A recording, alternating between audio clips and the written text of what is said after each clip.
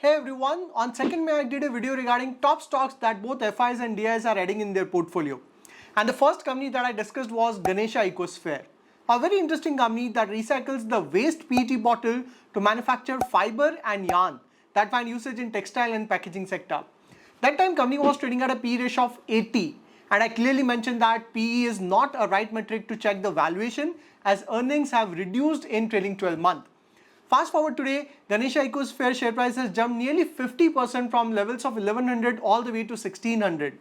But the PE ratio on the other side has fallen to 68. It's because of its excellent performance in the last 2 quarters, including the latest Q1 results that got declared a couple of days ago. Now the question is, can there be more upside potential in the company? So company's management has given a guidance of 40 to 50% top line growth in FY25 and operating margin jump from 12% in FY24 to 16% in FY25. So if company can achieve its guidance, it would double company's operating profit in FY25. So in this video, we'll do the fundamental analysis of Ganesha Ecosphere, where we'll discuss its business model, future growth, leadership detail, financials and key risk. But a quick disclaimer that this video is only for education purpose. The intent is to share my knowledge. I expect you to do further research to invest with conviction. Alright, let's get started. So established in 1987, Ganesha Ecosphere, earlier it was known as Ganesha Polytex. It uses waste PET bottle as raw material and recycle them to produce recycled PET fiber, yarn and recycled PET chips. Ganesha Ecosphere is the largest PET recycling player in India with about 25% market share. In fact, it has pioneered the manufacturing of recycled polyester staple fiber, that is RPSF, and recycled polyester spun yarn, that is RPSY, from pre and post consumer PET bottle scrap. Just to give an idea, Ganesha Ecosphere has recycled more than 7.5 billion PET bottles in FY24 itself. So you can imagine the scale at which they operate. This slide gives a clear picture of their business value chain. It starts with collecting PET bottles. These PET bottles are then sent to recycling facilities that include sorting, washing, shredding and cleaning. Basically, the PET bottles are crushed into rPET flakes that are converted to pellets and resin, which are supplied to the end user industries.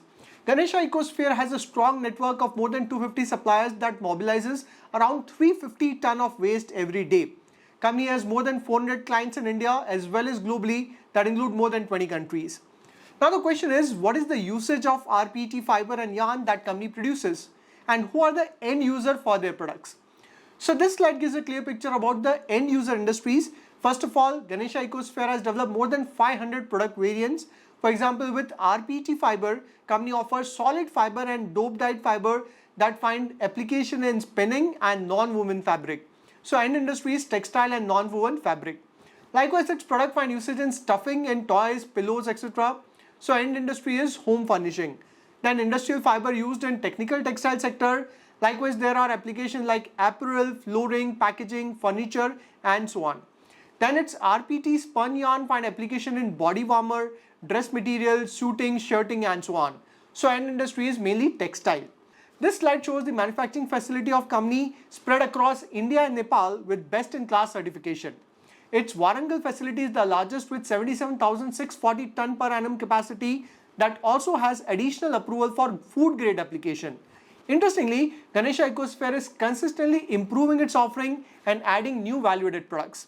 Recently, it has launched a brand called Go Revise. Within this brand, company has launched new products that include rPET chips for manufacturing of bottle that would find usage in food and beverage industry for packaging need.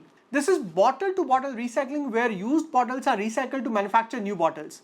Company has already tied up with Coca-Cola for 100% recycled PET bottles. Next product is rPET chips, textile grade that find usage in textile industry, and third product is rPET fiber and yarn.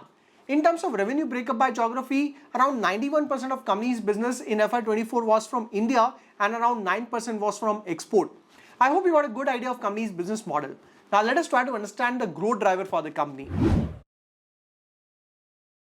Friends, before we discuss future prospects, if you are a long-term fundamental investor looking for guidance, you can explore my weekly video series where I share one exclusive video every week. I spend almost 8-10 hours a day and share my knowledge with this exclusive community that also includes stocks, where I have my conviction and adding in my portfolio, but again, it's not a stock tip.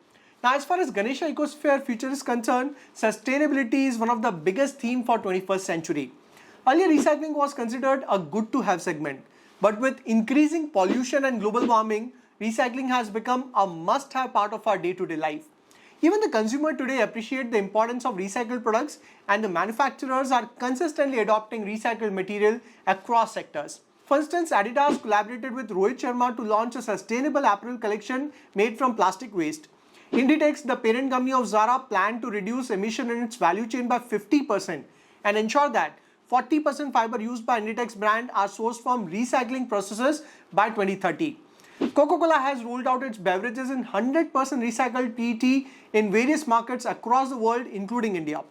Then major FMCG companies like HUL, Nestle, P&G have established sustainability targets to reduce the use of virgin plastic in packaging by half by 2025. This is also part of corporates' ESG initiatives.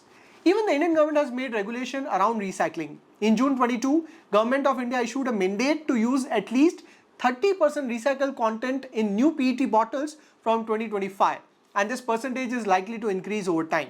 There are also discussions in the center that a specific portion of textile products in government procurement must be sourced from recycled material. So overall, there's a strong tailwind in the recycling sector that would sustain for many decades to come. And that's where Ganesha Ecosphere can be a big beneficiary of this trend. Although as far as past growth is concerned, it has been quite muted, where revenues have grown from 889 crore in 2020 to 1123 crore in FY24. Margins remained in the range of 11 to 20% and profit growth is almost flat in the last 3-4 years. But interestingly, for FY25, management has given a revenue guidance of 1600 crore and margins of 16%. Just for comparison, company's FY24 revenue was 1123 crore and margin was 12%. And if company can achieve the target for FY25, its revenue would grow by 40%. And with 16% margin, its operating profit would touch levels of 256 crore in FY25 against FY24 operating profit of 138 crore. So operating profit can potentially double in FY25. Currently, company is trading at EV to EBITDA of 24, and if operating profit doubles, its FY25 estimated EV to EBITDA would be around 14 to 15, which is a good valuation. So share price should continue to reward the investors, and that is the reason Ganesha Ecosphere has seen strong upside momentum in share price. And even top institutions have added stake in the company. That include likes of Goldman Sachs, and DIs include SBI, DSP, Tata Mutual Fund, ICICI Prudential. Now, as far as company's leadership is concerned, Mr. Shyam Sharma is the promoter and chairman of the company. He has more than 5 decades of experience in textile industry. His son, Mr. Sharad Sharma, is the MD of the company, who also has rich experience in textile industry. Overall, company has 3 decades of experience and a strong leadership team. Now, let us look at the key risk in the growth thesis. So, first key risk is volatility in end industry. Ganesha Ecosphere major end user are textile and packaging sector. So, company's growth is dependent on the growth of textile and packaging sector. Currently, around 60 to 65% business of the company comes from textile. So any slowdown in these sectors can negatively impact the growth of the company. Now, the textile sector in India has gone through a long period of pain with low demand, but there are signs of recovery in the sector that should be a positive factor for the company. Then second risk is raw material volatility. Company's key raw material is PET bottles. So any increase in raw material price or disruption in raw material supply can negatively impact company's performance. Although there is not much volatility because company has got a good pricing command over the raw material. Then third risk is exposure to volatility in finished good prices. Now this is important. So price of RPSF, that is recycled polyester staple fiber, is benchmarked against the price of virgin PSF, which in turn is linked to the prices of derivative of crude oil. So RPSF prices are around 10 to 20% discount to virgin PSF prices. So any downward movement in crude oil price makes recycled PSF less attractive as compared to the virgin PSF, as the spread between the two gets narrowed down. However, the risk is mitigated to an extent as PET waste does not have any significant usage apart from our recycled PSF manufacturing. Hence, recycled PSF manufacturers have the ability to negotiate the raw material prices in times of declining recycled PSF price.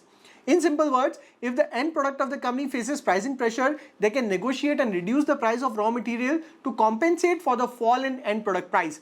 and that is the reason company has quite a stable margin profile over the years. And then final fourth risk is operational risk. Company's business model is highly capital intensive with high inventory days and high cash conversion cycle. So any challenge on the operation side can negatively impact company's performance. So in this video, we discuss the fundamentals of Ganesha Ecosphere. It's a leading player in Indian PET recycling industry that manufactures recycled PET fiber, yarn and recycled PET chips that find usage in textile and packaging sector. Company has around 30 years of experience in the sector and has a very strong supply network as well as established client base. As far as future is concerned, sustainability is one of the biggest themes for many decades. And that's where Ganesha Ecosphere has a strong tailwind due to increasing adoption of recycling across manufacturing sector. Even consumers are appreciating the importance of recycling across categories. On top of that, even government is regulating industries with increasing adoption of recycled product. Although the company's past 3-4 years of financial record is not very exciting, but management has given very strong guidance for FY25 with nearly 40 to 50% top line growth and margin to grow from 12 to 16%. So FY25 has clearly growth visibility, and that is the reason shareholders are being rewarded with good upside in share price in the last few months. Having said this, you must keep the key risk in mind that include volatility in end industry, volatility in raw material price, as well as end product price and operational risk. There's clearly a very bright prospect for the company provided it can tap this opportunity and continue to grow. Company has a very strong leadership with clear plan for growth. Considering all these factors, Ganesha Ecosphere that has a market cap of around 4,000 crore with current EV to EBITDA of 24 can potentially grow big. Now tell me in the comment, what do you think about Ganesha Ecosphere? Is it worth investing the money? I'll see you next video. Till then, take care.